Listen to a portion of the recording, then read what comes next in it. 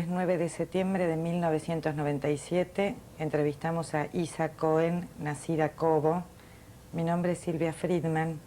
Estamos en Capital Federal de la República Argentina. El idioma es español. Hoy es 9 de septiembre de 1997. Entrevistamos a Isa Cohen, nacida Cobo. Mi nombre es Silvia Friedman. Estamos en Capital Federal, en la Argentina. El idioma es español. Bueno, me llamo Isa Cohen, bueno, apellido de casada, y tengo 69 años 3/4. Y los 70 me asustan, pero bueno. Nací en Italia, en Milano, en el año 1928, en enero, y me quedé viviendo, se quedaron mis padres en Italia hasta que tuve 4 años, más o menos. O sea que mi primer idioma fue el italiano.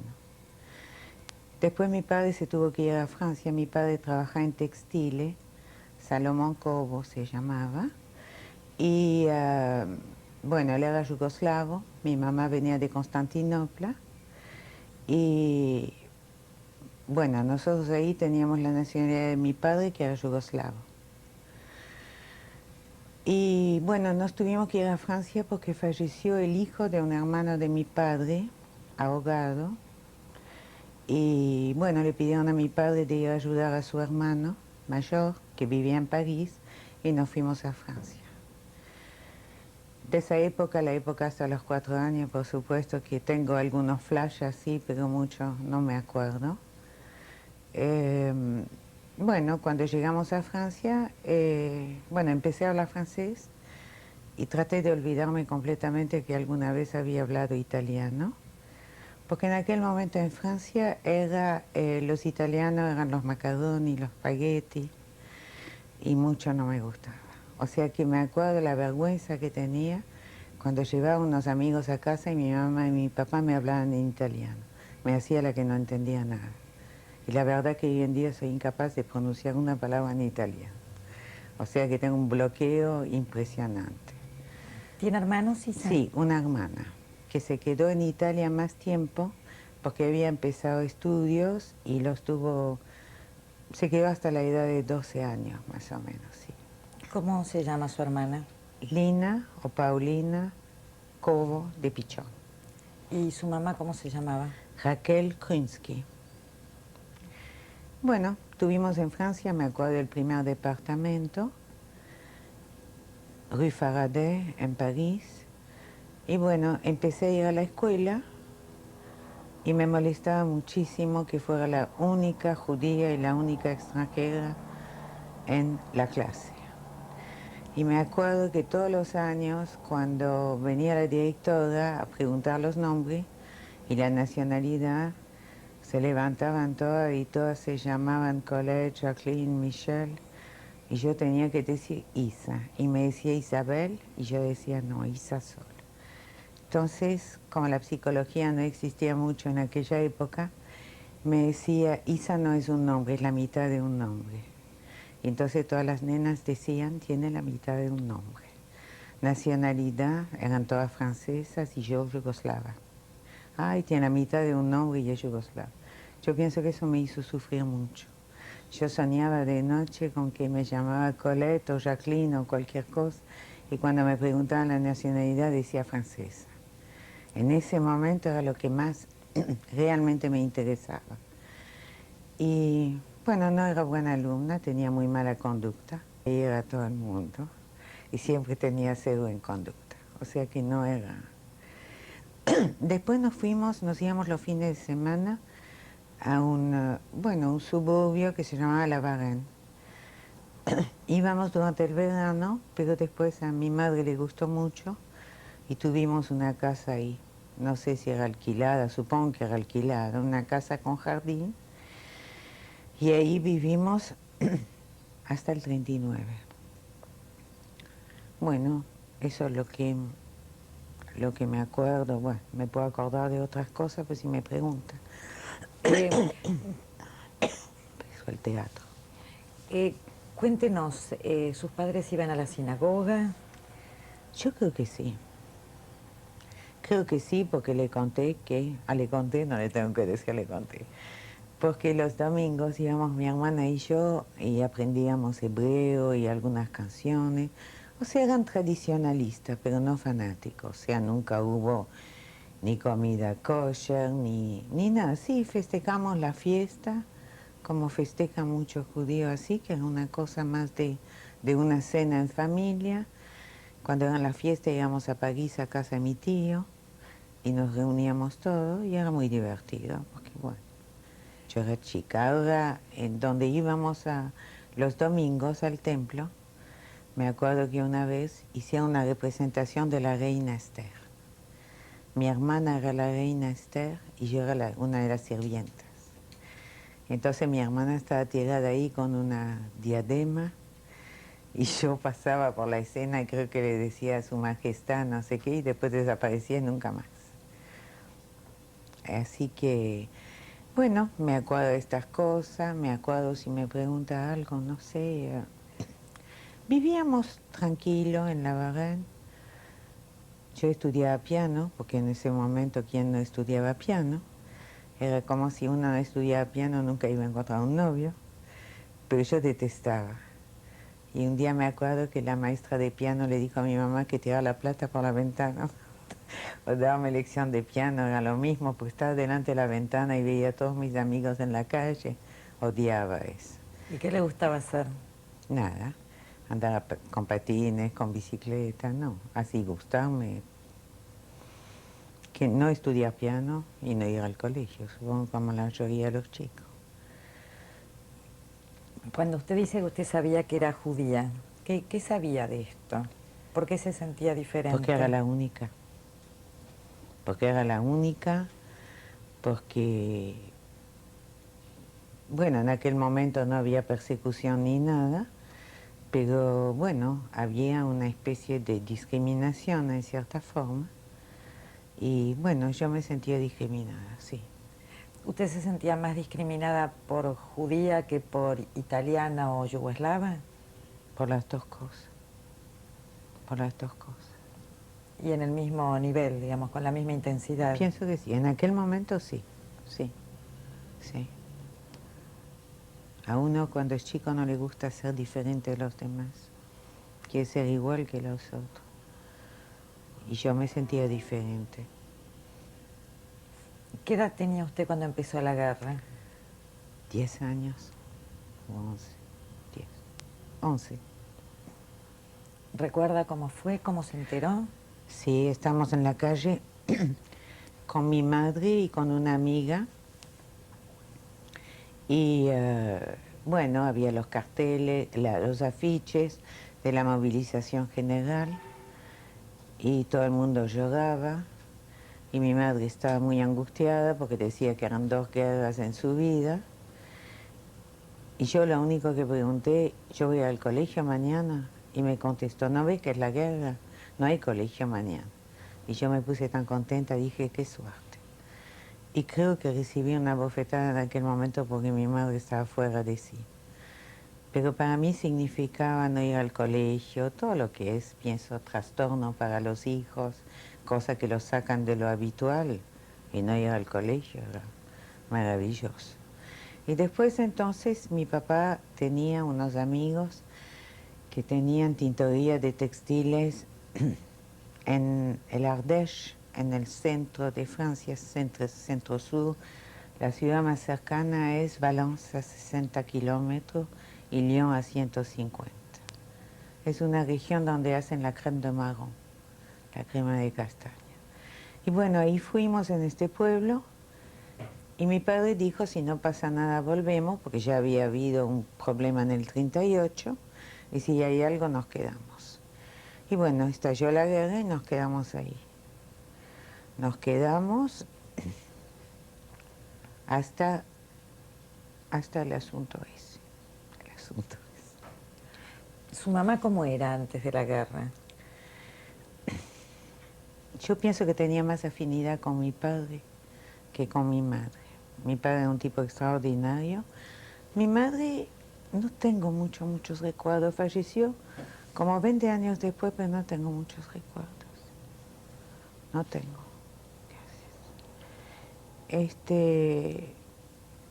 Severa, no me acuerdo mucho. Me acuerdo, sí, pero no. No tanto como le digo de mi padre, que murió muchos años antes. Le pregunto en relación a esto que ella le dio una cachetada cuando usted... No sé si era una cachetada o algo era. Bueno, estaba muy nerviosa y eso se entiende porque para alguien la guerra significaba algo, para mí no significaba nada. Significaba simplemente no ir al colegio y qué sé yo, irnos de viaje, ir a otro lado. Eso es lo que significaba para mí. ¿Su papá viajaba o estaba siempre con ustedes? No viajaba. Pero cuando nos fuimos a este pueblo y decidimos quedarnos, estábamos en el hotel y tomamos una casa, pero mi hermana y mi padre se fueron a Lyon, porque mi padre tenía trabajo en Lyon y mi hermana, que tenía 20 años, no quería quedarse en ese pueblo. Entonces se fue y alquiló un departamento con una amiga y bueno, y vivían en Lyon y venían los fines de semana, lo que me acuerdo. ¿Eso en qué año fue? En el 40, 41, 42. Y yo vivía en el pueblo ese, es un pueblo de 3000 habitantes, donde, bueno, estaba rodeado de montañas. Y la gente del pueblo, o sea, primero éramos dos refugiadas con una amiga mía, entonces nos hacíamos los interesantes en el pueblo porque veníamos de Ciudad Grande. O sea, me acuerdo que todas las amigas iban con capas y con sueco y nosotras, qué sé yo, teníamos los zapatos de esquí y todo eso y nos encantaba. Además hablábamos distinto porque ellos ahí tienen el acento del sur de Francia. Y bueno, y ahí yo lo pasaba bien. Y me acuerdo que la mayoría de la gente que vivía ahí en ese pueblo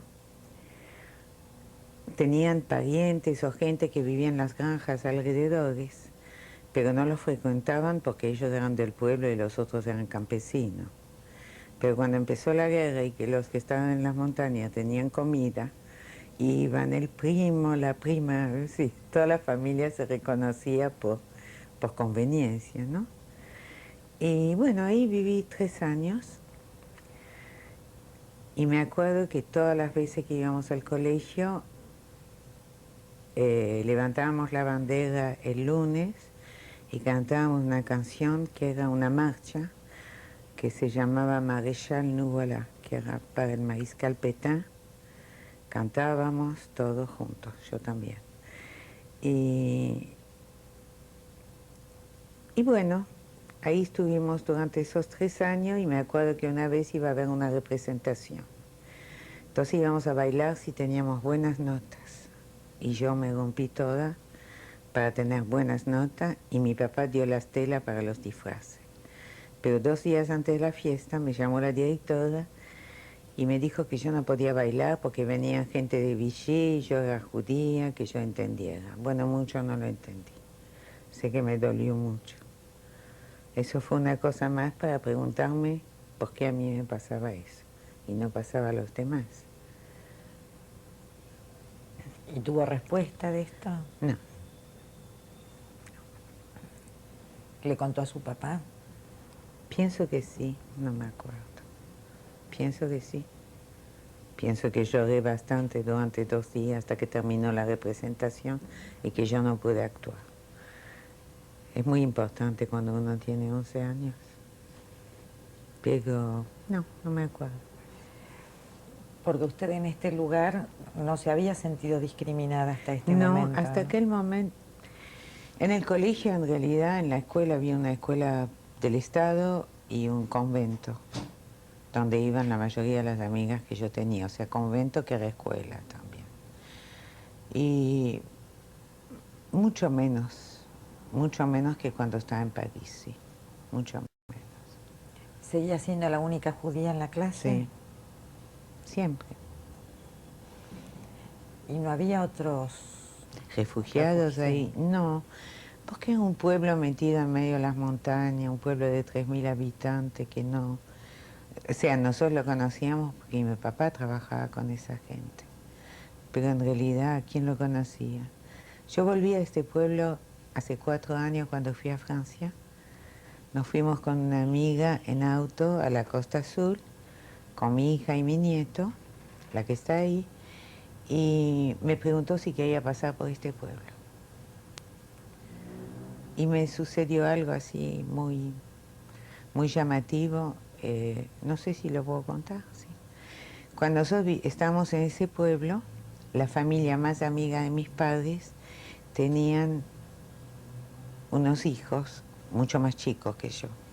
Y había un chico que me encantaba, que se llamaba Bernard y tenía 1 año, y yo le daba de comer y yo lo llevaba a pasear, un poco como si fuera un muñeco. Bueno, yo la última vez que lo vi, tenía 1 año y medio. Y la madre lo llamaba, le ponía un sobrenombre y lo llamaba Babichou. Cuando llegamos al pueblo hace 4 años, mi hija me dijo, llámalo. Le digo, ¿qué voy a llamar? Sí, ¿qué le voy a decir si él tenía 1 año y medio? Bueno, el pueblo estaba igual, ¿eh? O sea, la plaza con la iglesia, el café du commerce, el café de la gare, todo lo mismo. Pero prácticamente la mitad de este pueblo les pertenecía a ellos. Entonces cuando el mozo me escuchó decir el nombre, el apellido, llamaban Chomara, me preguntó si yo los conocía. Le dije sí, pero de hace un montón de años. Y me dijo, Monsieur Bernard está jubilado, se jubiló este año. Claro, él. Entonces me dio el teléfono y mi hija atrás, llama. Y no, yo no sabía ni cómo presentarme. Pero pensé que mi papá había vuelto después. O sea, me presenté diciendo, me atendió el teléfono, soy la hija de Salomón Cowen. No lo puedo creer. Ay, ¿dónde está? Le dije, acá en el café del pueblo. Y me dijo, voy enseguida para ahí. Vino y realmente así fue como muy emocionante. Y almorzamos con ellos y después, bueno, nos volvimos de vuelta, fuimos para el sur. Fue muy emocionante porque fue como si muchas veces todo lo que le pasó a uno cuando uno es chico, es como que no sabe si existió así como uno lo imagina.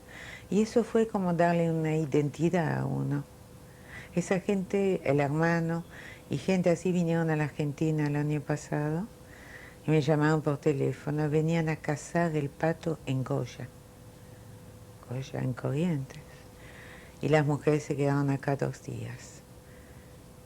O sea, cenamos juntos y fue, qué sé yo, fue como encontrarse con que realmente todo eso existió, ¿no? Porque usted en algún momento lo dudaba. No, pero pienso que a veces la fantasía se mezcla con la realidad con los años. Y uno no sabe más si inventa o si es cierto. Sé que hay cosas que son ciertas. Hay otras que a veces dudo.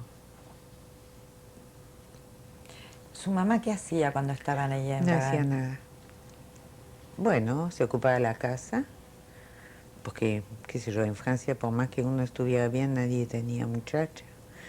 A la mañana se ocupaba de la casa, que era una casa grande con un jardín, y a la tarde se ponía el sombrero y se iba al cine con alguna amiga.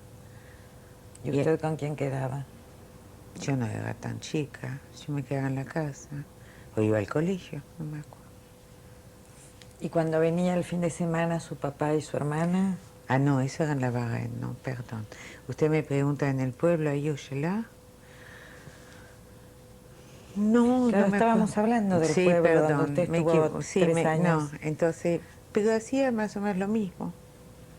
Se ocupaba de la casa, se había hecho algunas amigas, las amigas del pueblo, que era la mujer del farmacéutico, del médico y del alcalde, que eran las 3. Y me acuerdo que la mujer del alcalde decía que ella tenía su 6º grado, que era el certificado de etudes, y que sin embargo ella hacía todo tipo de trabajo. Ella, como dirían acá, no perdió los anillos. Bueno, siempre me acuerdo de eso, porque bueno, era un diploma en aquel momento. Bueno, en ese pueblo estuvimos 3 años. ¿Hasta qué año? Hasta el 42. ¿Su papá qué contaba cada vez que iba y venía de Lyon? ¿Tenía algunas noticias? No, porque era zona libre en aquel momento, no era zona ocupada. No, no me acuerdo tampoco mucho porque... Pero no creo que contaba nada muy importante. Claro, No porque era había... una ciudad más importante del pueblo que ustedes Sí, estaban. por supuesto, Lyon es una ciudad importante. Y yo estaba contenta de vivir en ese pueblo. Me iba a misa a la mañana, así con mis amigas, todo. Sí. Estaba metida en la iglesia todos los domingos, todo el día, sí. ¿Por una cuestión social? Bueno, me gustaba. Porque todas iban a la iglesia. A misa a la mañana y de tarde se iban, no sé cómo se dice en castellano, a vêpres. Las misas que son de tarde. Vespertinas. Vespertinas, yo estaba ahí todo el tiempo. Sí. Yo cantaba con los demás, sí. O sea, ahí es como que no me sentía diferente, porque nadie me decía nada. Pero usted tenía conciencia que era judía, pero que iba a misa aunque Sí, cantara y sí, estuviera. sí. ¿Y qué pasó en el año 42? En el año 42, bueno, mi padre ya hablaba de irse a la Argentina.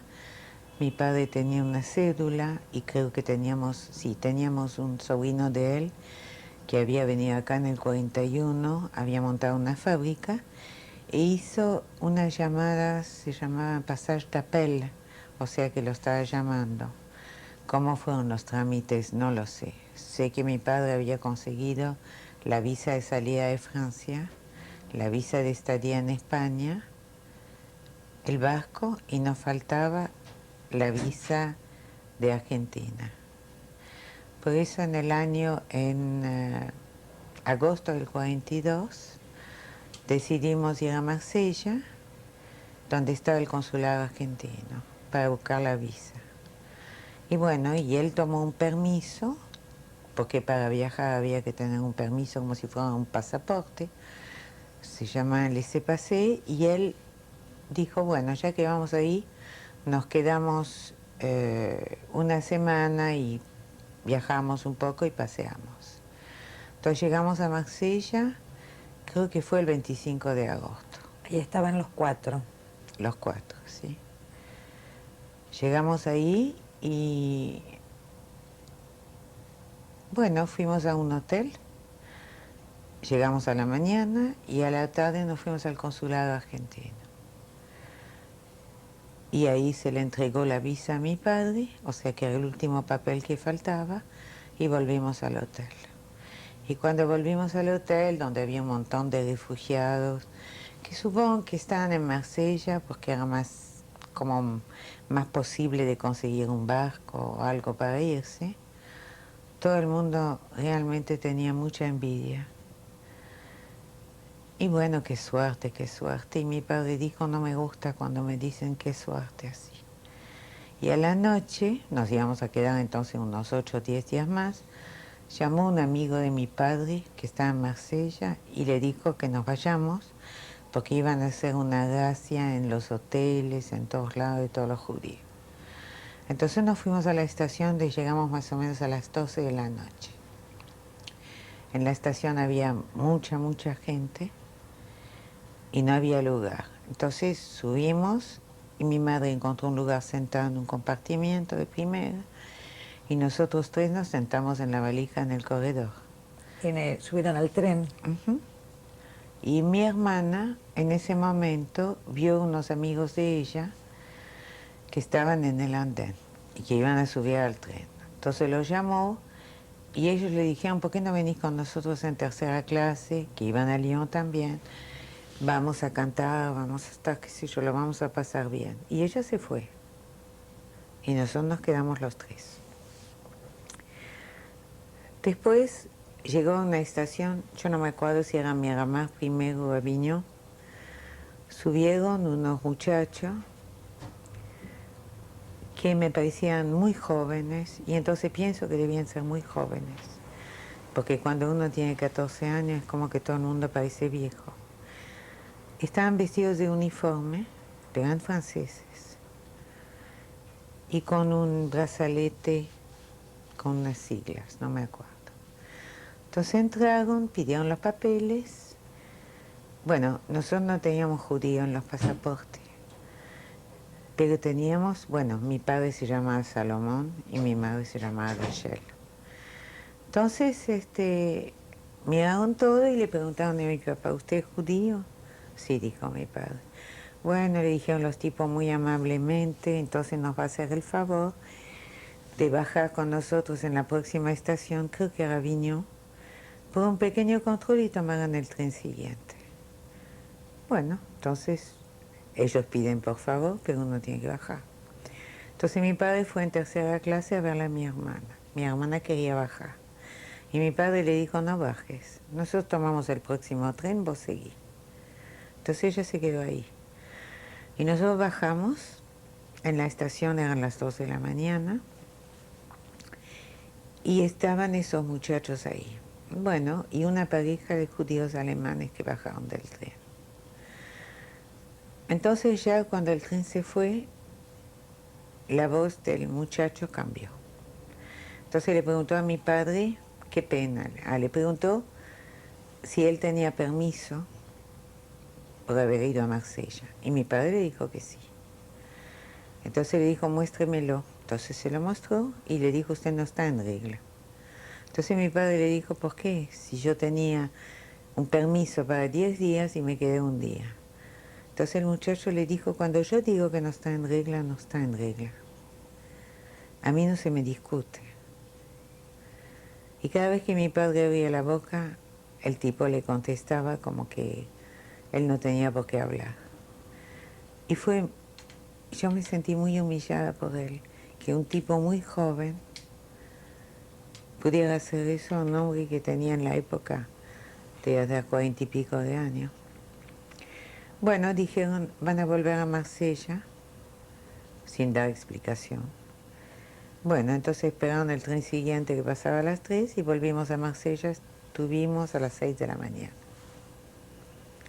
Seguimos en el próximo cassette. Bueno.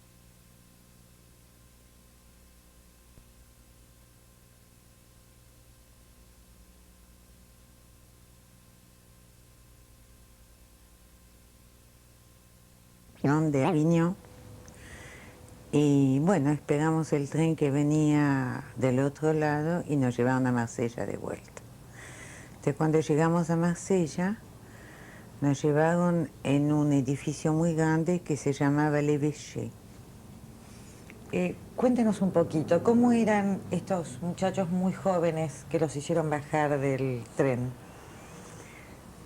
¿Qué uniforme tenían? Un uniforme, no me acuerdo si era gris o negro. No me acuerdo. ¿Eran soldados? ¿Qué? No, pienso que eran gente de la milicia de Vichy. No, eran de la milicia, sí. ¿Llevaban armas? No me acuerdo. Pero, digamos, les hacían caso porque sentían que eran la autoridad. Sí, exactamente. Y eso me suscitó a mí que cada vez que veo un uniforme, tengo siempre la impresión, o un uniforme o la seguridad, la autoridad me asusta. O sea, el hecho de que alguien me pueda hacer algo a mí porque tiene más autoridad. Sí. Generaban temor al hablar. Sí, sí, sí. Eran muy arrogantes. O sea que la actitud cambió totalmente, la actitud del tren, de por favor si pueden bajar muy amablemente, a la actitud en la estación. Fue una cosa así como un cambio. Además pienso que porque eran muchachos jóvenes que se sentían muy importantes, y me parece lógico cuando a alguien se le pone un uniforme, y debían tener armas, supongo. Bueno, y cuando llegamos ahí, Este évêché era un edificio muy grande y nos hicieron subir como en un piso alto y ahí nos hicieron llenar unas fichas con nombres, con datos, con todo. Y después cuando bajamos, enfrente había una especie de patio con camiones, con gente adentro. Entonces yo me puse a llorar. Y me preguntó el muchacho por qué lloraba y le dije que me sentía mal y que tenía miedo. Entonces me preguntó, ¿querés tomar algo? Y yo iba a decir que no y mi papá me dio un codazo y le dije que sí. Entonces entramos en un café que estaba enfrente, ellos se quedaron en la puerta y mi papá pidió el teléfono y llamó a un amigo que tenía en Marsella, que era abogado, que gracias a eso pudieron saber a dónde estábamos. Cuando el tipo entró y vio a mi padre con el teléfono, me acuerdo que le pegó un golpe y le dijo quién le dio permiso para hablar, pero mi padre ya había hablado.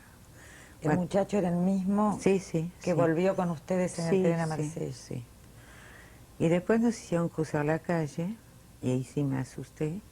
Nos metieron en unos camiones y me acuerdo que me llamó la atención porque todo el mundo hablaba yiddish.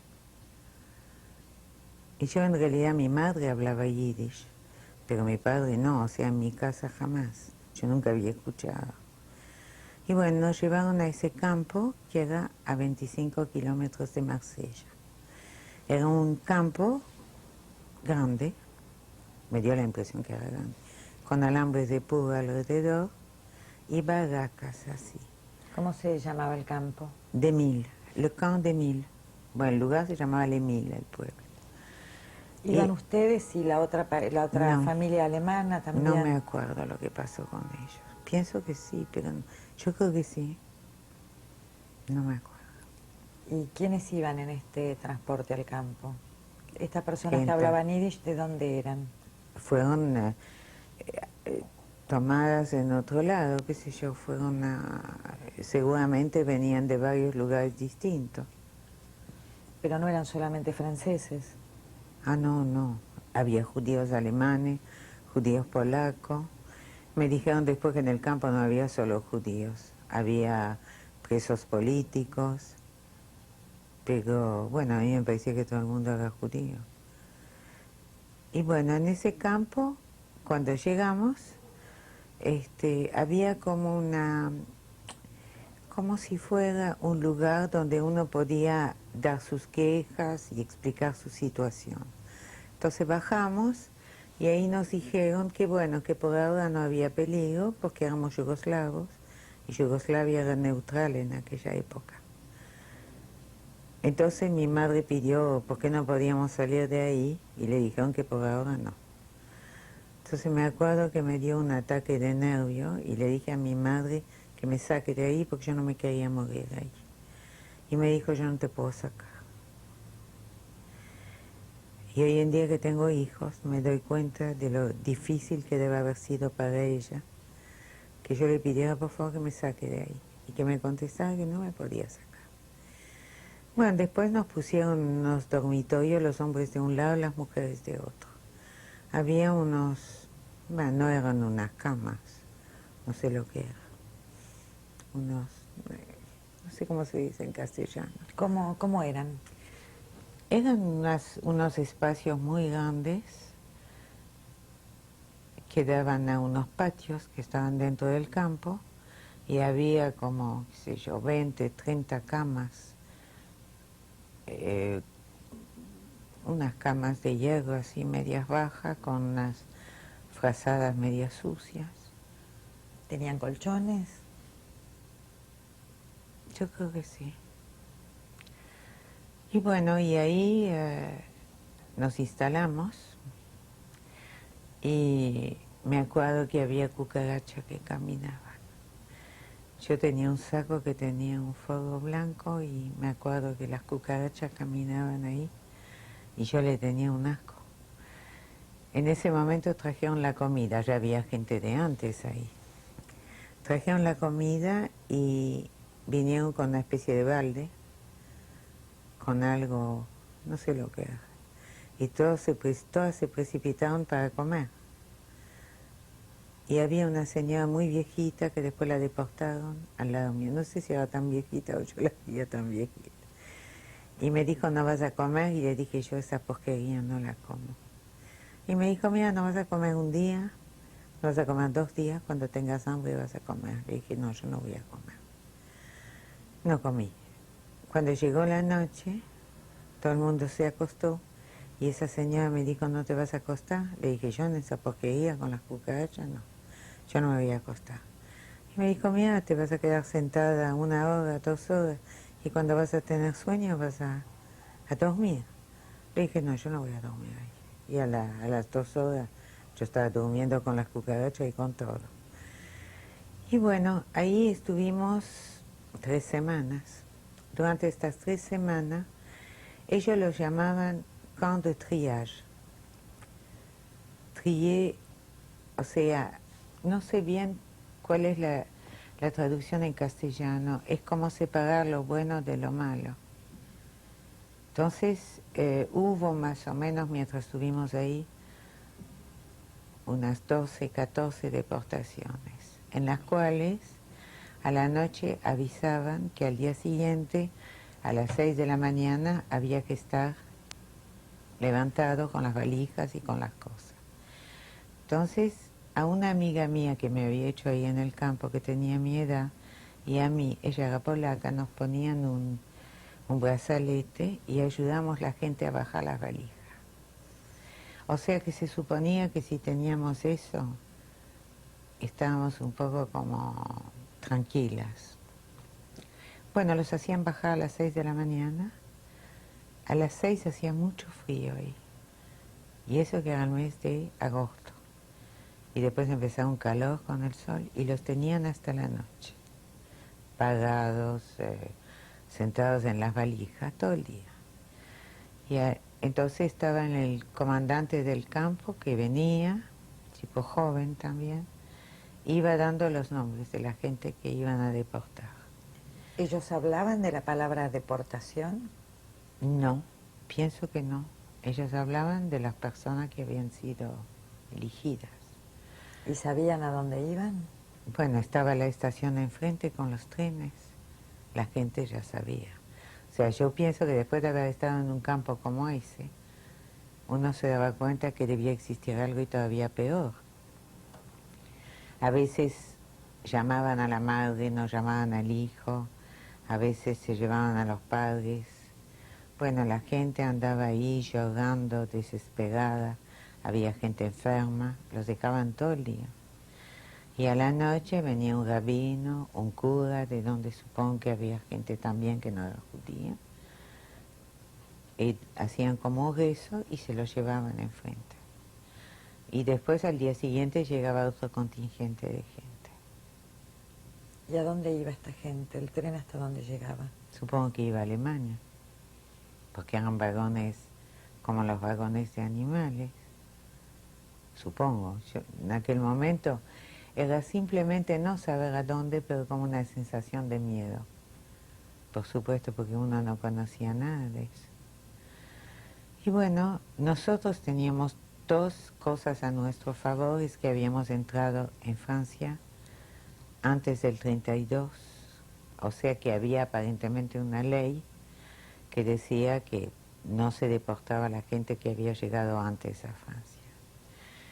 Pero supongo que cuando quedaba lugar en el tren, no importaba mucho que hubiera llegado antes del 32 o no. Esa amiga mía que era polaca, ellos habían llegado antes del 32. Y en una de las deportaciones, cuando bajábamos los equipajes a la mañana de la gente, y que la gente estaban todos en el patio esperando la noche, nosotras 2 nos pusimos a jugar a los naipes en el dormitorio. Y eso me acuerdo porque estábamos jugando las 2 y ella estaba con su padre, su madre y su hermana. La hermana que tenía más o menos la edad de la mía. Y en un momento dado entraron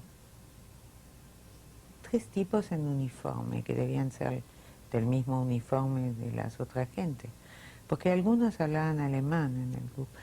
O no sé si hablaban alemán para que la gente los entendiera, los que no sé bien. Entonces vinieron con la madre, el padre y la hermana y la tomaron a ella. Entonces ella empezó a llorar y a gritar y me tomó del vestido y me pidió por favor que no la deje ir. Y yo lloraba y me agarraba de ella y se la llevaron. Y mientras estaban luchando para sacarla, la madre se tiró por la ventana y se mató. Y llevaron al padre, a la hermana y a ella. Y se ve que después a mí yo estaba mirando por la ventana y me acuerdo que me agarró como un ataque de risa nerviosa. Y me dieron 2 bofetadas en la cara y debe haber sido una crisis, no sé, de la angustia que me había dado. Bueno, la deportaron, junto con el padre y la hermana, porque la madre se murió ahí en el patio. Y bueno, y hubo unas 10, 12 deportaciones. ¿Era una por día? No, debía ser menos entonces, una cada 3 o 4 días, cuando llegaba más gente. Y bueno, comida era eso, que comíamos todos. Había una sociedad americana que mandaba, me acuerdo, estas bananas desecadas. No se veían, pero aparecieron en el campo. Y bueno, no había agua en el campo, había que ir a buscar agua en el pueblo, con baldes, bueno, con soldados alrededor y todo. ¿Cómo iban a buscar agua al pueblo? Caminando, en columnas así. ¿Iban todos? ¿Iban Los que algunos? querían. Y como con mi amiga, pobre, cuando vivía, había un muchacho que nos gustaba. Entonces cada vez que él iba a buscar agua íbamos nosotras también. Y ¿Y a qué distancia quedaba el pueblo? no quedaba lejos. ¿Cuánto tiempo caminaban? No era mucho, porque en realidad si piensa el pueblo se llamaba Lemil y el campo era el camp de Mil, o sea, del pueblo es. No creo que sea mucho. Y llenábamos agua, no me acuerdo a dónde. Agua para tomar, agua para bañarse, no me acuerdo. ¿Para bañarse también traían? Creo que sí, porque nos tirábamos baldes encima, no me acuerdo si había agua o no. ¿Y servicios sanitarios, baños había? Sí, había baños, sí. ¿Y ahí había agua? Creo que sí, no sé si no había agua del todo o faltaba agua. Yo tengo más bien la impresión que faltaba. Y bueno, ahí, ¿qué hacíamos durante el día? Me acuerdo que con esa amiga o jugamos a los naipes o leíamos.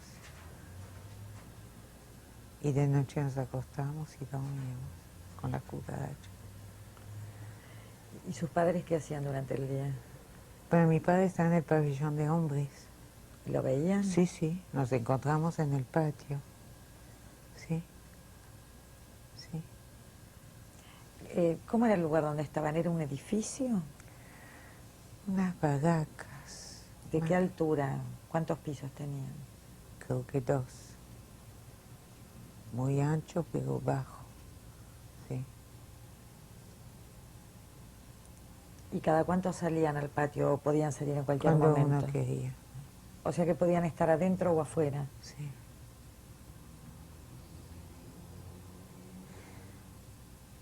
Yo pienso que era más bien, o sea, era más la angustia que de cosas físicas, era la angustia era angustia sobre todo al principio, pero después yo creo que uno se torna como indiferente. Yo creo que la indiferencia es que le pase, lo que le pase está ahí y no, viene como una especie de resignación, creo. Por eso que siempre pienso que cuando uno ve en las películas esos tipos que antes de morir cantan el himno o ese tipo de cosas, yo lo puedo entender. Es como que uno no, lo único que conoce es esto, porque se olvidó de todo lo demás. O sea, Pienso que había días, yo que tenía 14 años, no sé, mi madre, que estaba muy angustiada, y otros días, bueno, uno tenía 14 años y como que se olvidaba un poco de dónde estaba, ¿Y con su amiga qué hacían? ¿De qué hablaban? del muchacho que estaba enfrente, que era muy buen mozo. Por lo menos por lo que yo me acuerdo, de eso hablamos todo el día, de qué habla uno. Era uno de los prisioneros. Sí, ¿Y había muchos guardias? había, sí. Había en el patio cuando bajaban, siempre había en el patio también, cuando uno se encontraba en el patio, charlaba, siempre había, sí. Y había un escritorio o un lugar que es donde supongo que estaba el director del campo, porque de ahí nos dieron el papel para salir, de donde supongo que eso debía ser como un escritorio, ¿Los guardias estaban armados sí, y hablaban con la gente? me acuerdo. Yo pienso que sí. ¿Con qué actitud estaban? Dependía momentos, dependía la circunstancia y dependía la gente también. Sé que también, por lo que me acuerdo, había que ir a pelar papas. Y como yo no quería pelar papas, y me decían en alemán, pensaba que me decían no sé qué, Kartoffel, y yo sabía que era papa. Entonces yo decía, yo no comprends pas. Y se ve que entonces los que me hablaban en alemán, porque no me lo decían en francés.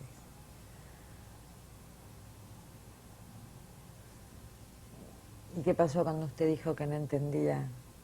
No entendía, ¿Qué? fueron otros a pelar las papas. O sea que no la obligaron. No, no, no. O sea que había más una actitud de que cada uno hiciera lo que quisiera. Sí, dentro de la medida que estaba metido en un campo con alambres de púa y vigilado, sí. Claro, salvo salir.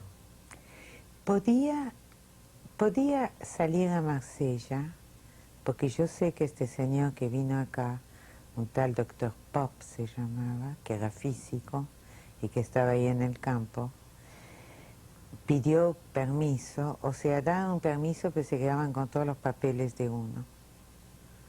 O sea, que podía escaparse. ¿Daban permisos para qué?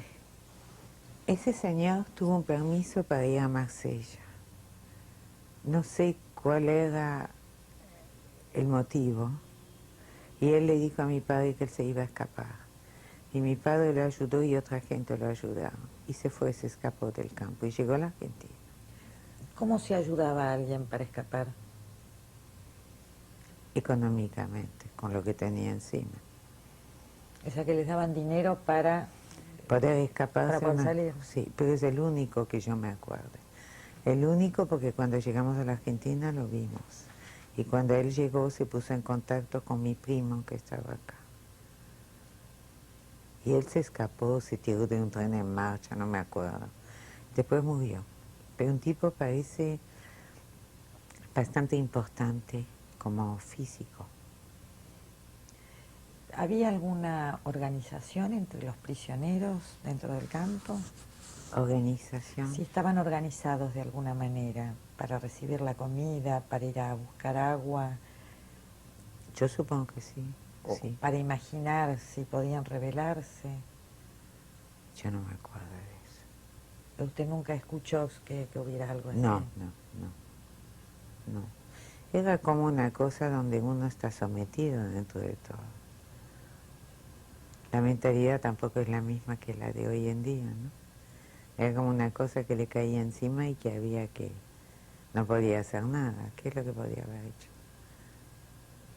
¿Vio alguna vez que mataran a alguien? No, vi a esta mujer que se mató. No, ¿Y que le pegaran a alguien? sí, sí. A gente que estaba en el patio desde la mañana y que se sentía mal. Y sí, que los obligaban a quedarse ahí todo el día. Cuando la persona quería entrar o descansar, no lo dejaba. No, no sé por qué los obligaban a estar en el patio desde las 6 de la mañana hasta las 12 de la noche. No sé. ¿Les daban de comer en ese interín? Sí, lo que se comía, supongo. ¿Y si querían ir al baño podían Los entrar? acompañaba un guardia, eso me acuerdo. No podían ir al baño solo. ¿Y la gente que estaba adentro, o sea, los que no estaban por ser deportados, podían bajar y estar con ellos también? Sí. No, pienso que no. Pienso que no, porque ya habían dado los nombres de toda la gente que se llevaban y no creo que nadie hubiera tenido ganas de bajar al patio. O sea, uno se quedaba adentro. O sea que usted, que no habían dado su nombre, desde las 6 de la mañana hasta las 12 de la Adentro. noche de ese día, tenía que quedarse adentro de la barraca. Pienso que podía haber salido, supongo, pero ¿para qué? Si uno estaba afuera. ¿Y en general a qué gente llamaban para deportar?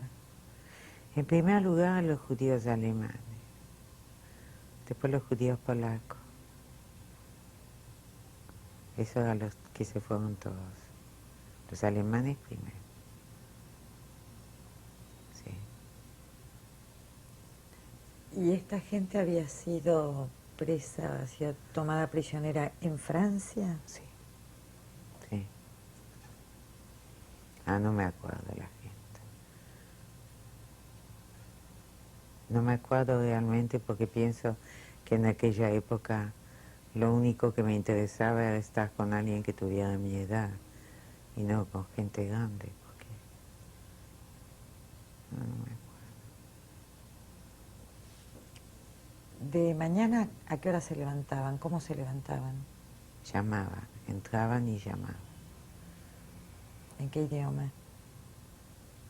En francés y en alemán, me parece.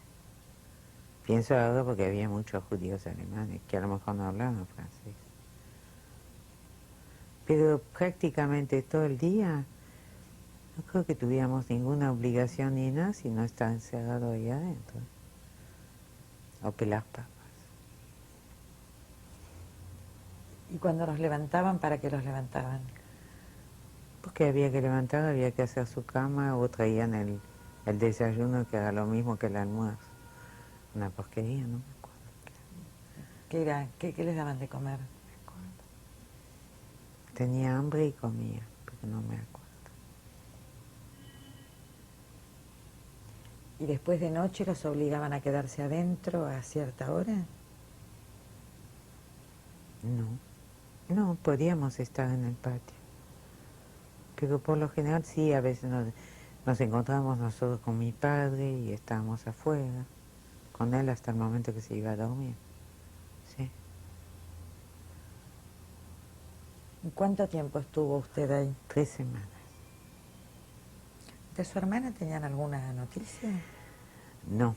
Y mi hermana decía que, bueno, en Lyon había 2 estaciones, una que se llama Lyon-Perrache y la otra Lyon-Breton, y que se habían contactado con ella de una asociación judía o americana que sabía que pasaban los trenes deportados y que trataba de sacar gente de ahí. Mi hermana conoce muchas historias de eso porque estaba afuera.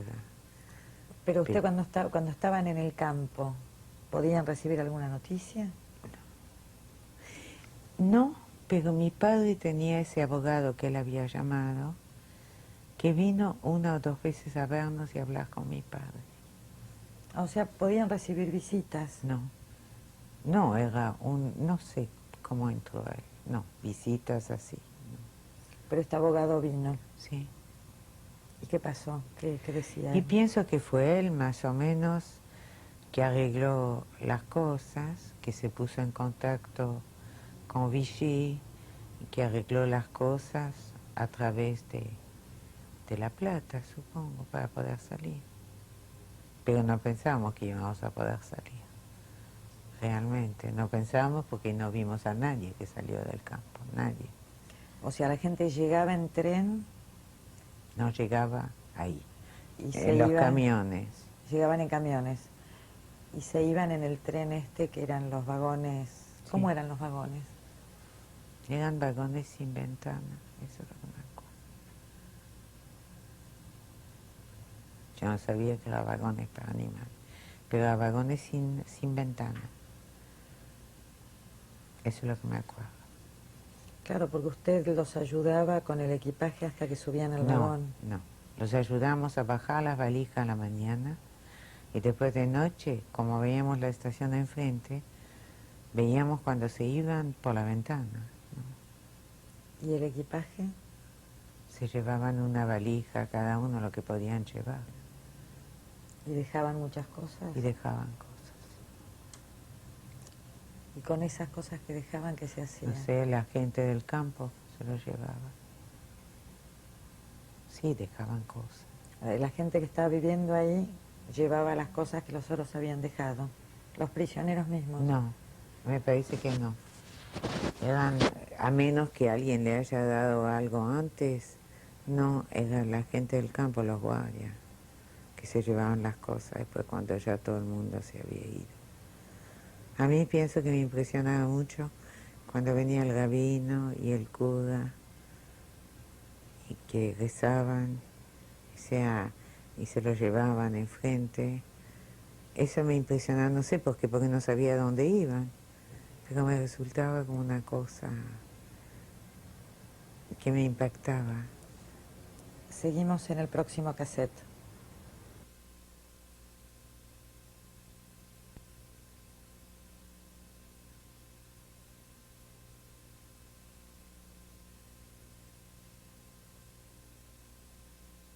Entrevista a Isa Cohen.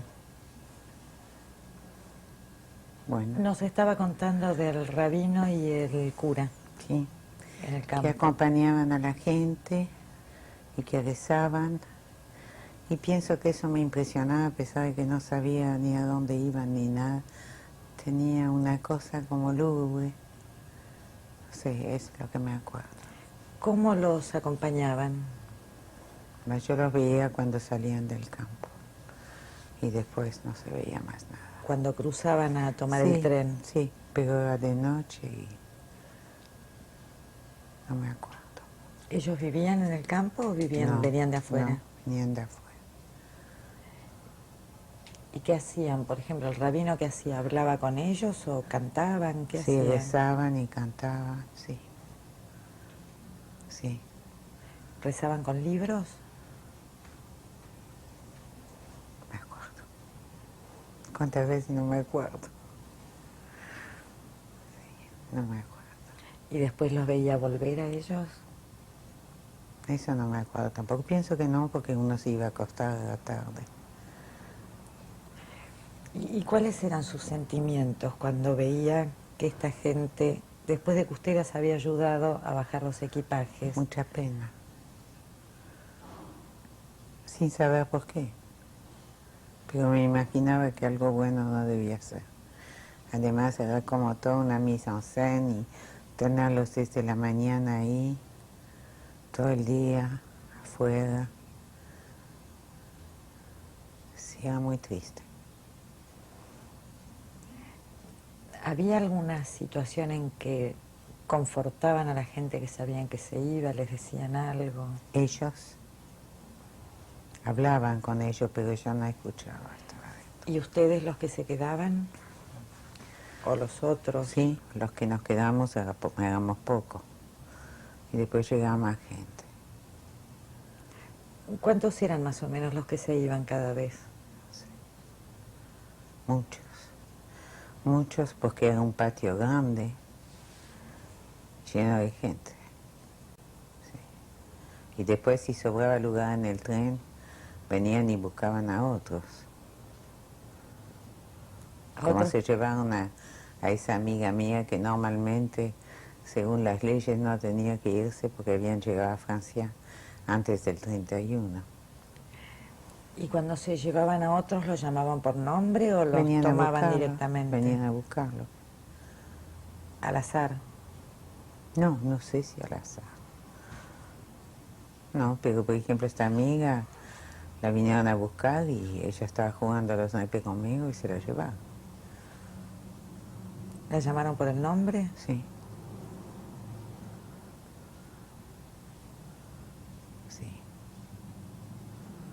¿Cómo se llamaba su amiga? No me acuerdo. Puede creer que no me acuerdo. Muchas veces pienso, pero no me acuerdo. Parece amiga del campo, ¿no? Entonces, ¿hasta cuándo estuvo usted allá? Hasta el 12 de septiembre. ¿Y cómo fue esto? Había sido Rosh Hashanah antes y había un servicio ahí en el... Los judíos se juntaron, hicieron como una especie de servicio, no me acuerdo si había un rabino o no, pero hicieron un servicio. Y yo dije que quería ir. Entonces fui, eso fue el sábado a la mañana, y cuando salí, fui al patio y vi a mi madre que salía con ese papel, y me dijo, nos liberaron. Y después veo toda la gente alrededor, felicitándonos y todo. Y me acuerdo que le dije a mi mamá, ¿nos vamos enseguida o nos quedamos a comer? Y me dijo, nos vamos ahora mismo. Y que abran la puerta grande. Y ahí nos fuimos. Dejamos todo lo que teníamos ahí y nos fuimos. ¿Usted había visto que liberaran a alguien antes que ustedes? No.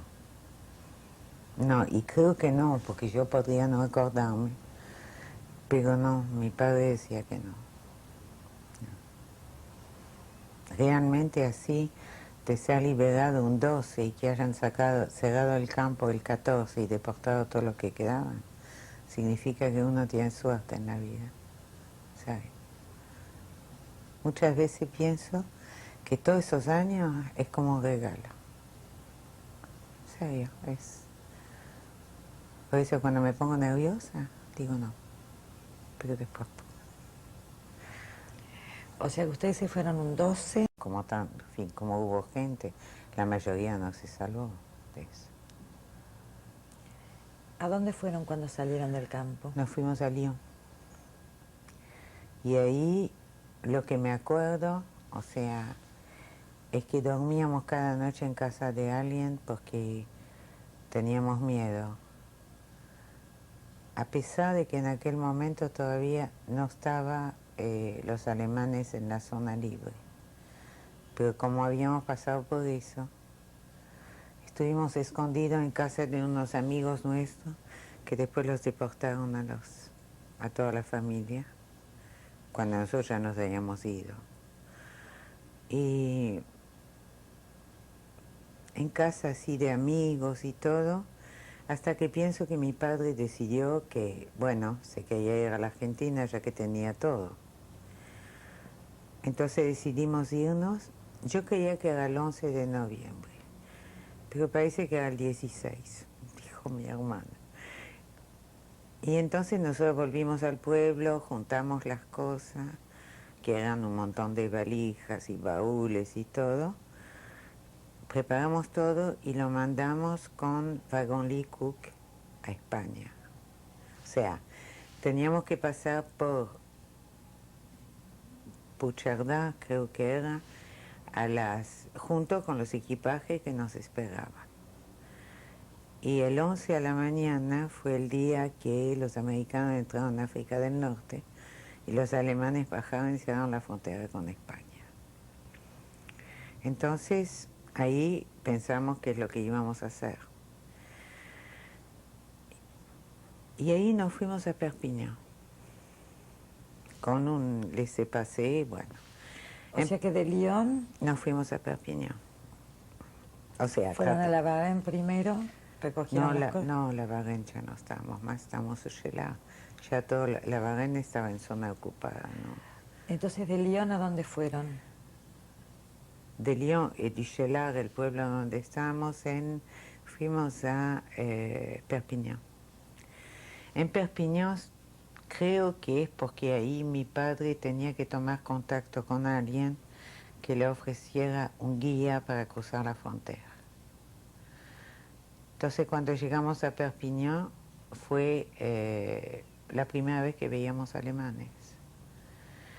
Entonces me acuerdo que no había hotel y estuvimos en un hotel que se llamaba Hotel des Ambassadeurs 2 noches. Y después nos sacaron y fuimos a otro lugar que debía ser tipo un hotel de alojamiento, no me acuerdo. Y sé que las botas de los alemanes estaban delante de todas las puertas. Y que a la mañana a las 6 uno se levantaba y en alemán gritaba y golpeaba todas las puertas para que se levanten. Y nosotros nos habían dicho de no movernos. Bueno, estuvimos ahí y me acuerdo que un día fuimos a un gran café que se llamaba Le Palladium, donde había una persona que le iba a dar a mi padre la mitad de una tarjeta, que la otra mitad la tenía un guía que estaba en ese pueblito de los Pirineos. Y entonces de ahí mi padre aparentemente consiguió un certificado medical diciendo que estaba tuberculoso. Y nos fuimos a ese pueblo a los pies de los Pirineos que se llamaba Osella. Mi hermana se recordó, tenía todo anotado.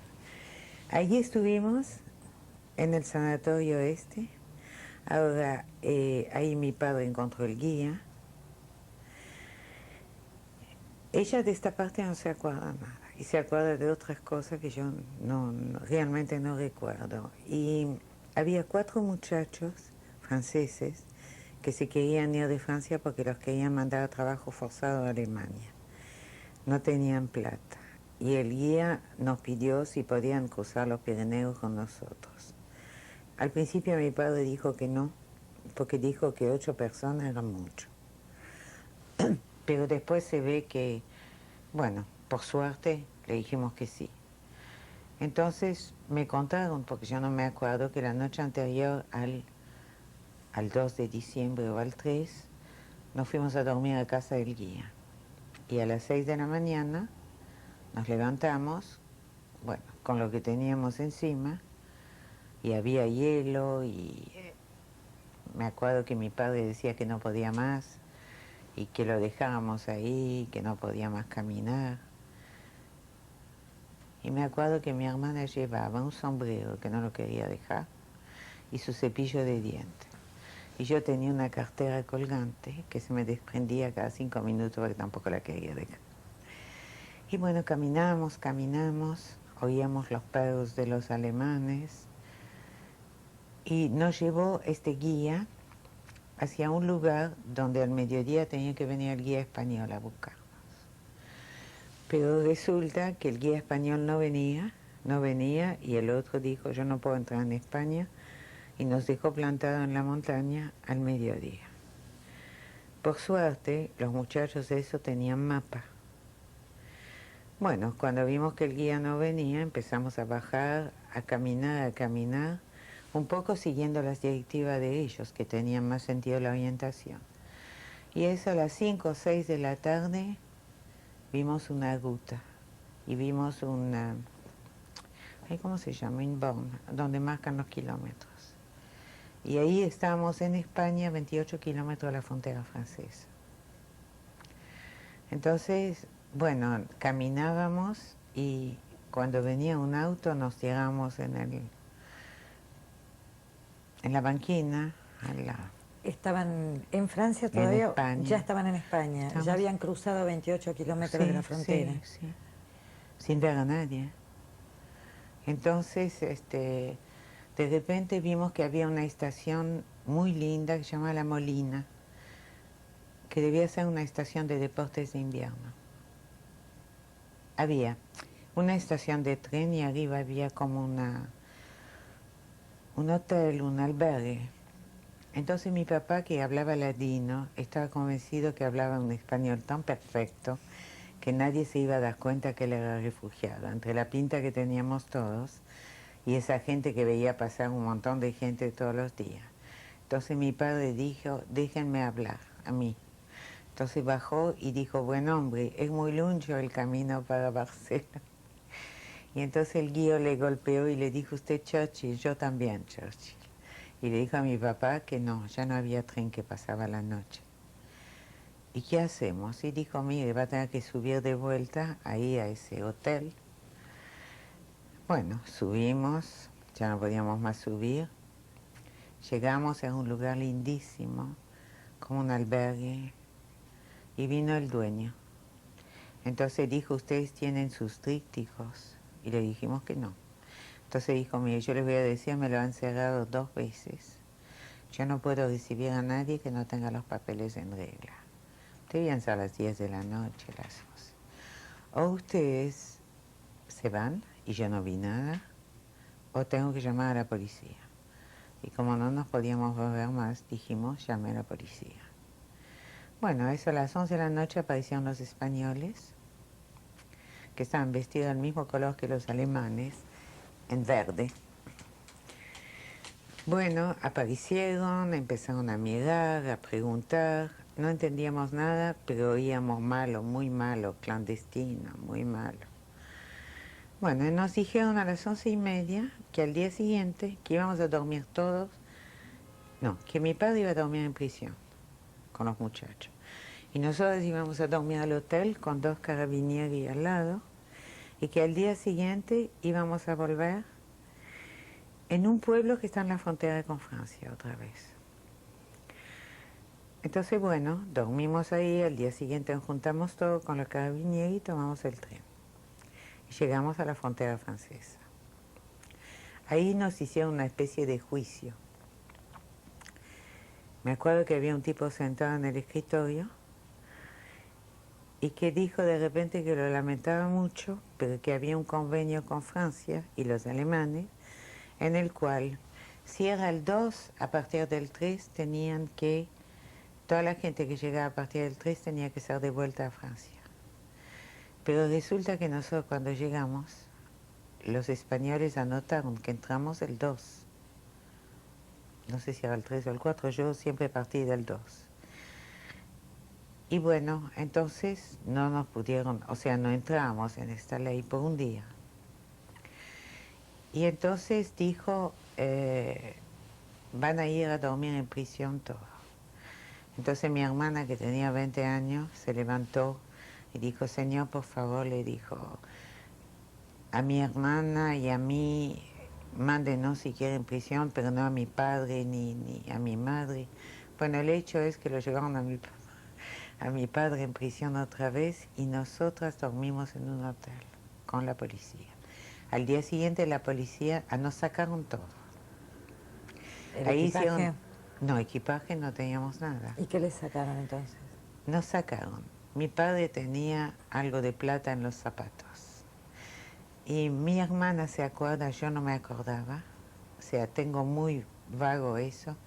En un pañuelo mi mamá tenía alhajas y algunos brillantes y estas cosas aquí. Entonces primero me hicieron pasar a mí y una mujer me revisó. Yo no tenía nada. Yo salí y me senté afuera y estaba sentada acá con un carabinieri al lado. Le tocó a mi hermana, no tenía nada. A mi padre le sacaron la plata. Cuando a mi madre le tocó entrar, se ve que mi madre metió al momento que entró el pañuelo. Y el tipo debía estar mirando por otro lado y yo por una vez me avivé y lo metí en el bolsillo. Bueno, la revisaron a mi madre y después nos dijeron que nos iban a llevar hasta Figueras y que de ahí nos iban a dar el permiso. Pero dijimos no tenemos plata, dijeron no importa, la policía paga. Entonces, como la policía pagaba, estábamos muertos de hambre 8 días, porque un día era la fiesta de no sé qué, el otro día porque era otra fiesta, con los muchachos que llegaron hasta ahí. No, 3 no pudieron, los devolvieron a Francia. No me acuerdo bien cómo fue. Y estábamos en un hotel y me acuerdo que esperábamos que la gente termine de comer para sacar los pedazos de pan que había en las mesas, porque teníamos hambre. Y de ahí, bueno, nos entregaron los trípticos a los 8 días y de ahí tomamos el tren y nos fuimos a Barcelona. Y ahí habíamos perdido el barco, así que estuvimos 40 días en Barcelona. Y 40 días de barco. ¿Y cómo se mantuvieron en Barcelona con las alhajas de su mamá? No, no creo que vendió nada. Creo que mi padre tenía un amigo en Barcelona, no sé, porque estamos en un hotel lindo. Cuéntenos, ¿cómo fue que se reencontraron con su hermana? Porque su hermana había seguido otro destino con el tren. Su hermana no Sí, había estado en el no, campo. no, no. ¿Y cómo se Y reencontraron con cuando ella? llegamos a Lyon el día que nos liberaron, yo no me acuerdo. Estaba tan contenta de haber salido que no me acuerdo. Ella se debe acordar más porque ella pensó durante todo ese tiempo que habíamos estado deportados o O sea, cuando fueron a Lyon ella estaba ahí. creo que fuimos a Lyon, sí. Sí. A ella le avisaron a la noche que nos habían liberado, sí. ¿Y fue este abogado el que lo fue a visitar al campo, el que había hecho la gestión? Había hecho la gestión con alguien con quien se contactó, sí. Sí. O sea, cuando me dicen que el dinero no sirve para nada, a mí me gusta el dinero como le gusta a todo el mundo, por todo lo que permite hacer. O sea, yo creo que no juzgo a una persona por el dinero que tiene, pero cuando hay gente que me dice no sirve para nada, sirve para salvar vidas. No siempre uno puede salvar su vida aunque tenga dinero, pero sin dinero no hubiéramos salido nunca de ahí. Y después pienso muchas veces que cuando mi padre tuvo que elegir el guía para cruzarnos, tuvo 5 proposiciones en las cuales había con un coche alemán, o sea que había que elegir para él y su familia, tomar la responsabilidad de elegir. Y no es fácil. Él se enfermó cuando llegó a Barcelona. En ese momento la palabra somatizar no existía. Y el médico venía y no sabía lo que le pasaba. Pero él con todas las responsabilidades que tuvo que tomar, no solo para él, porque podía equivocarse, ¿qué sabía él? Era una cuestión de instinto. Después, qué sé yo, uno se entera de que han matado a tanta gente en la montaña, ¿quién le podía? ¿Quién sabía ni que uno existía? Mataban y sacaban lo que uno tenía y... Sí. Así que pienso que es mucha suerte, que yo lo puedo contar hoy. Y bueno, llegamos acá el 1 de marzo del 43. ¿En qué barco viajaron, recuerda? De Buena Esperanza, Cabo de Hornos o Cabo de Buena Esperanza, uno de los dos. ¿Ustedes tuvieron alguna ayuda al llegar a Barcelona o se costearon todos solos? ¿Alguna organización Yo que creo los que no, ayudara? pero no lo sé. Yo pienso que no, porque estábamos en un buen hotel y todo. Yo pienso que si había una organización, no sé. ¿Y el pasaje del barco que habían perdido igual les sirvió para el próximo? Yo no sé. No sé si tuvo que volver a comprar o si le sirvió. No lo sé. ¿Y cómo fue esa travesía en barco? 40 días. ¿Quiénes viajaban ahí? Los últimos que podían haber cruzado, o sea, un barco, fue uno de los últimos barcos que salió. Y bueno, así llegué como con 10 kilos de más, porque la comida era comida para mucha más gente. La travesía fue linda, pero uno no podía bajarse en ningún lado. O sea, tenía que evitar los lugares que eran minados. Estuvimos en Tenerife, creo, después fuimos hasta Curazao, y después, bueno, Río, y después Buenos Aires. ¿El pasaje eran todos refugiados? Yo creo que sí. Y españoles también que se iban. Españoles que hemos conocido en el barco. Sí. ¿Se hizo amigos en el barco? Nos hicimos amigos, pero después, bueno, un muchacho francés que después estuvo en el colegio francés conmigo acá. Y unos españoles también que después perdimos el contacto. ¿Viajaban con documentos? Sí, ¿Y tenían las visas de entrada a la Argentina? sí.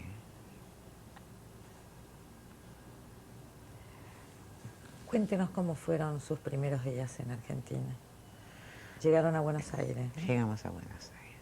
Se habían reservado acá en el Hotel Nogago, que está en Diagonal Sur. Y a la tarde mi padre fue a la fábrica con mi primo, que tenía una fábrica en Adrogué de textil. ¿Su primo los esperaba? Sí. Y mi madre y mi hermana y yo decidimos ir a dar una vuelta por la Avenida de Mayo. Acostumbradas a que en Francia, yo creo que alguien se daba vuelta si era una mujer sumamente hermosa o sumamente ridícula, si no nadie la miraba. Acá la Avenida de Mayo prácticamente eran nada más que tipos. Y estaban los salones para familia, eso nos causaba gracia. Entonces cuando caminábamos, un tipo le dijo algo a mi hermana. Y mi mamá le dijo, saludalo, debe ser del barco. Y mi hermano lo saludó. Y a los 5 minutos, cuando había 5 tipos detrás, mi madre dijo al hotel de vuelta. Sí, eran costumbres diferentes. Y después me acuerdo que miramos la estatua de Roca, que era el conquistador del desierto. Y nos preguntábamos si era un desierto, qué es lo que había conquistado, porque realmente... Y nos gustó como si iba mi hermana, tardó mucho en acostumbrarse, porque las costumbres eran diferentes, acá eran medievales comparado en la forma en que ella vivía en Francia como chica joven. A mí no me hacía diferencia porque yo nunca había tenido mucha libertad ni nada porque era más chica. Ella tardó mucho en acostumbrarse. Bueno, siempre con la idea de que uno iba a volver después. Pensamos, venimos acá durante la guerra y después a mis padres les gustó mucho. La vida era muy fácil acá.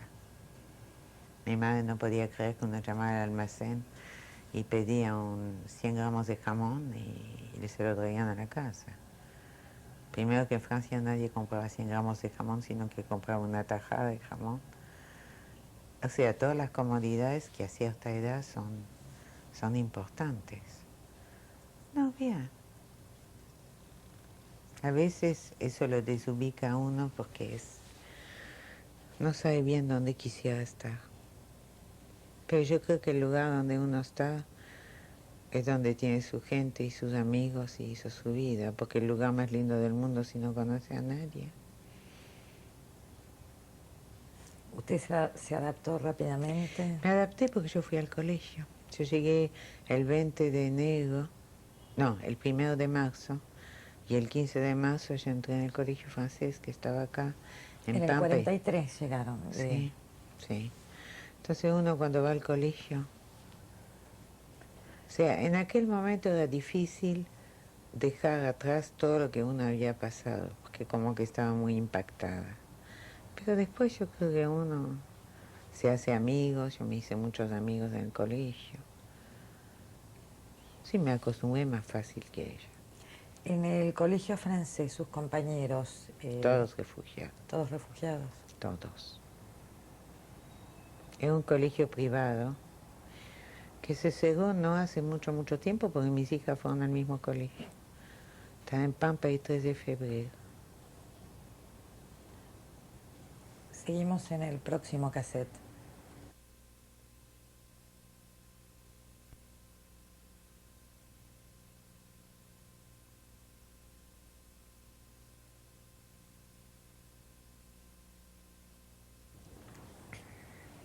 Me estaba contando del colegio francés al que fue. Sí.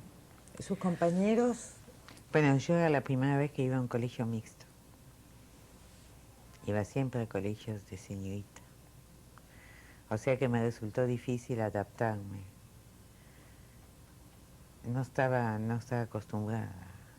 A pesar de que las clases eran mixtas, pero había un patio para los varones y un patio para las chicas en aquella época. Sí, eran casi todos refugiados. O hijos de... No sé si había diplomáticos en aquel momento. ¿Y se contaban sus experiencias entre los chicos? No.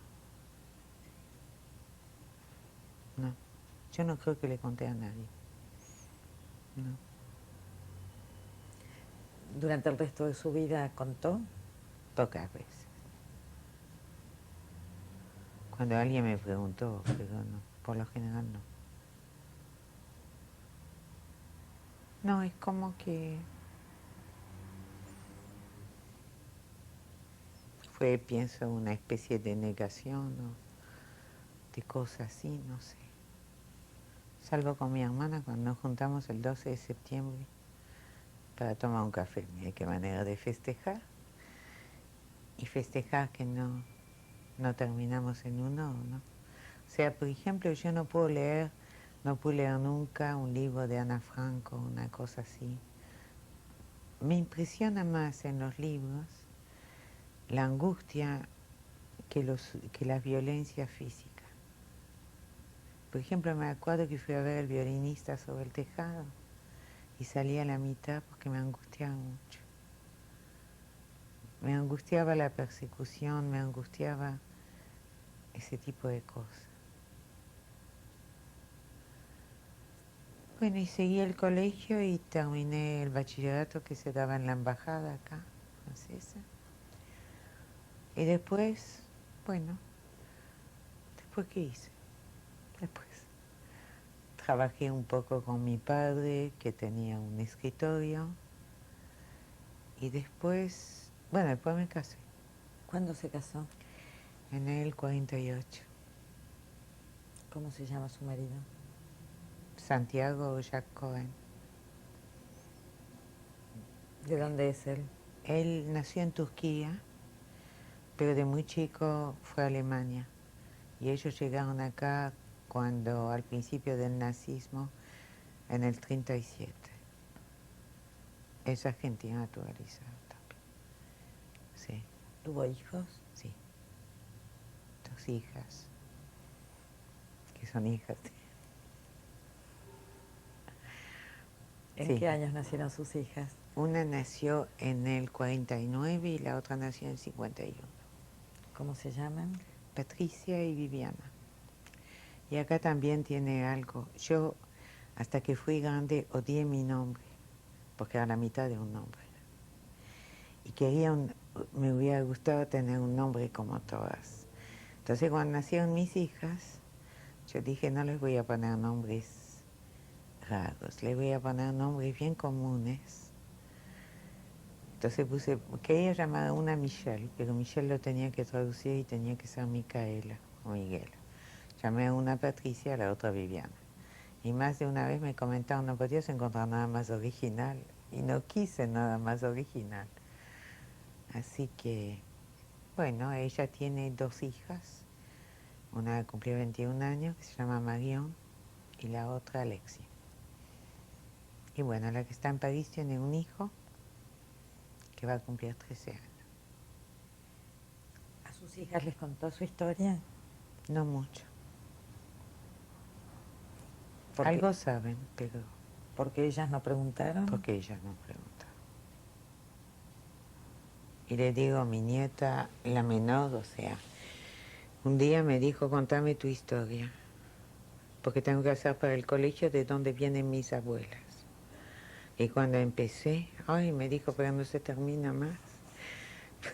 Es muy complicado, porque la otra abuela, bueno, venía de Salta, estaba acá, así que no sé, creo que lo sintetizó bastante. No, nunca me pregunta. Pero yo me doy cuenta muchas veces con mi hermana que todavía nos acordamos de cosas, que hay un montón de cosas que uno nunca preguntó y que así son flash o cosas que a uno le falta. ¿Sí? Usted dice de cosas que usted no le preguntó a sus padres. Exacto, y que no sé. Por ejemplo, tengo un recuerdo vago, abuelos no conocí, pero de una abuela que era la madre de mi papá, debía tener 10 años. Me acuerdo de una señora vestida de negro, con 3 o 4 polleras, que no hablaba una palabra de francés, hablaba ladino, y que siempre que tocaba el teléfono ella quería contestar. Y lo único que sabía decir en francés es, aló, quieta la pareille, y después si el otro seguía, y que sacaba caramelos de la tercera o cuarta pollera que tenía y me daba. Eso es lo que tengo de ella, el resto no. Tampoco ellos hablaron nunca. Nunca. Y uno no preguntaba tampoco. ¿Qué la decidió a dar su testimonio ahora? Dos cosas o más. Una, porque pienso que me molestó que cuando yo fui a Francia me dijeran que el campo de Mine nunca existió, que no hubo campo de concentración en Francia. Eso es una. La segunda es que un poco por mi padre, que fue muy humillado, un poco para decir la verdad. Y la tercera, para que quede algún documento para mis nietos si algún día quieren saber qué pasó con la abuela. No, cuando esa mujer me dijo, ay, sería interesante, eso fue lo que me dijo, qué sé yo. Pero acá cuando Ninette me preguntó, le dije, sí, si les interesa, ¿por qué no? ¿Hay algo más que nos quiera agregar, algo que no nos haya contado? No, que estoy siempre muy agradecida a la Argentina y que por más que veo que los argentinos rezongan todo el día, yo puedo estar rezongando acá igual que los otros argentinos, pero creo que la gente se hace ilusiones cuando piensan que en cualquier lado del mundo se vive mejor que acá. Yo creo que porque van de turistas. Y yo digo que si yo acá viviera en el albergue o en el plaza todo el día, no me molestaría nada. Yo creo que hay cosas buenas y hay cosas malas. Pero creo realmente que vivir de la forma en que vivimos acá sería difícil vivir en otro lado. Yo veo cuando voy a Francia que la vida es mucho más dura. O sea, tengo siempre una anécdota de una amiga que se fue a París, al Hotel Georges V en primavera, y que volvió y dijo, París está espléndido. Y recibí una carta de mi hija que me decía, es una porquería, hay huelgas de basurero, hay un olor que apesta. O sea, hay que ver. Mucha gente dice se vive mejor. Yo no sé si se vive mejor. Acá uno se puede sentar 10 horas en un café con un diario sin que nadie lo moleste. Hay otros lugares donde está sentado media hora y ya tiene gente atrás esperando la mesa. No sé, será que uno se acostumbró que yo realmente estoy muy agradecida.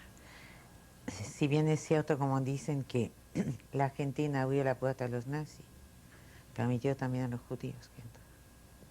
A lo mejor no es muy... No sé. No sé si me siento del todo identificada. No sé, porque tuve una educación europea y hay cosas que de repente la falta de puntualidad o ese tipo de cosas me pueden molestar. Pero en general, si me tuviera que sentir identificada con algo, es más con la Argentina que con otro lado. ¿Qué secuelas le dejó esta guerra, estas vivencias suyas? ¿Secuelas en qué sentido? ¿De qué modo influyó en su vida acá en la Argentina? Influyó en mi vida, bueno, no sé si era mi carácter o qué, me dejó fobia, miedos.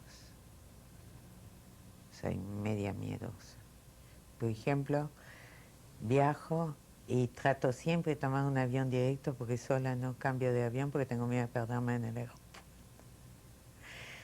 Y me causa gracia porque mis alumnos de la Alianza siempre me decían, usted, madame, se lleva el mundo por delante, y no es así. Yo doy la impresión de que, pero no es así. Soy muy miedosa, tengo miedo que me agarren a la aduana si llevo un perfume de más o una cosa.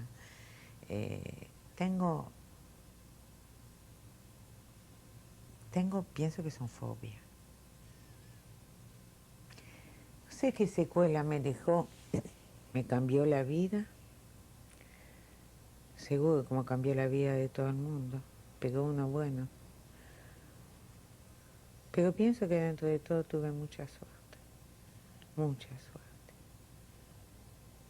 Suerte de haber escapado del campo 2 días antes de que lo cerraran. Suerte de haber entrado el 2 en España y no el 3.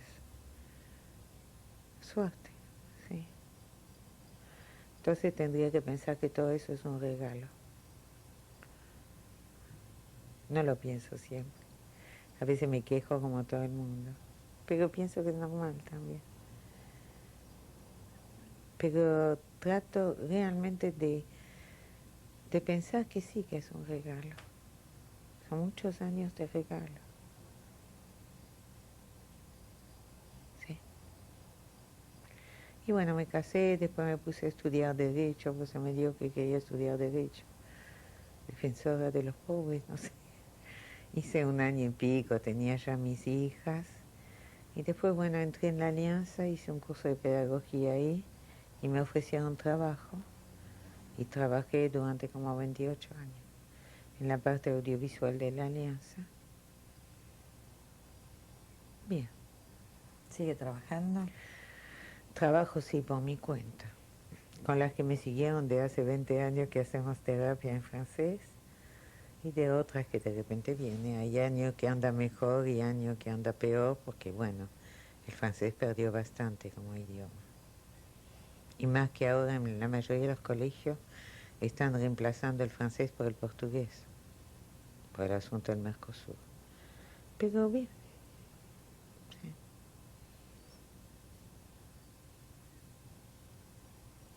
Sí, tú. Muchísimas gracias. No, no hay por qué. Bueno, esa es una foto de 1929 en Villa d'Agosto, en Italia. Es mi padre, Salomón Cobo, mi madre, Raquel Skonsky, mi hermana Lina y yo. ¿Cómo la obtuve? La obtuve porque mi hermana tenía de mi madre varias fotos y la tenía ella.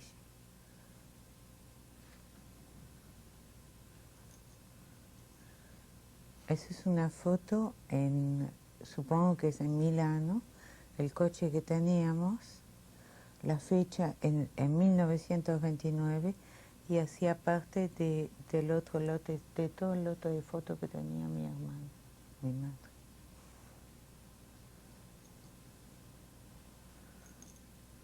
Esa es una foto de mi hermana Lina y yo. Mi hermana dice que tenía ganas de tirarme al piso. Esa es una foto del casamiento de mis padres en agosto debe ser del 20.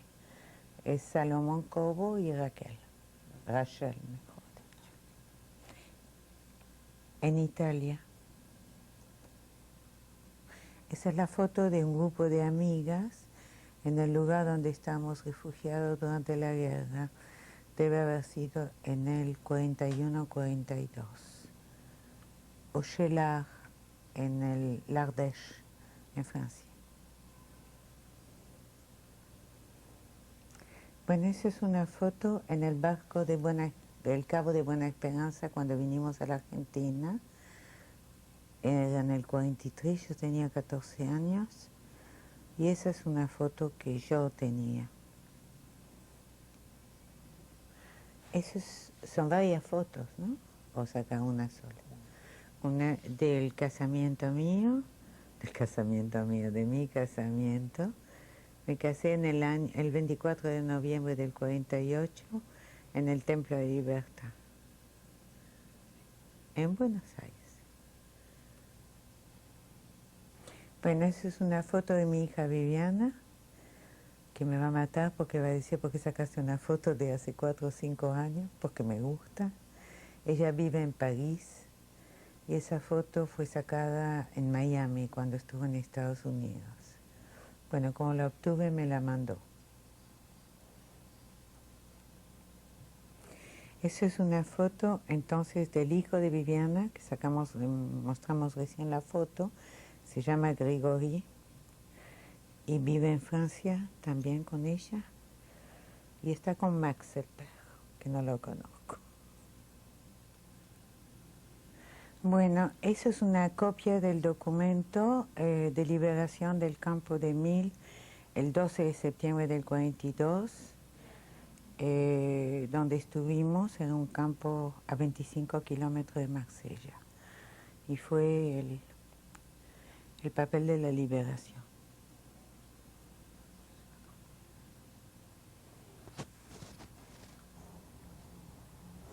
Bueno, tengo que hablar otra vez. Acá voy a presentar primero a mi marido, que es mi marido, ¿no? A mi hija mayor Patricia, a mis nietas Marion y Alexia. Bueno, ahora me toca a mí. Bueno, yo soy la mayor de los 3 nietos. En realidad no es mucho lo que pienso porque trato de no pensar, porque me parece que, o sea, que me parece como todo muy injusto y trato de dejarlo así en la historia y nada más. Bueno, yo soy la del medio y realmente lo que le pasó a mi abuela espero que no le pase a nadie más y que no vuelva a ocurrir. Nada más. Bueno, yo tengo ¿Quieres que dar hablar. un mensaje final, Isa? Bueno, que pienso que me parece bien haberlo hecho, me hizo sentir bien, y si algún día alguien quiere conocer mi historia, si le interesa, estará, nada más. ¿Quiere Sé darle tú. algún mensaje a sus nietos y Que a los los quiero nietos de mucho. sus nietos? Oh, a los otros no los conozco, pero a mis nietos que los quiero mucho. Nada más. Muchas gracias.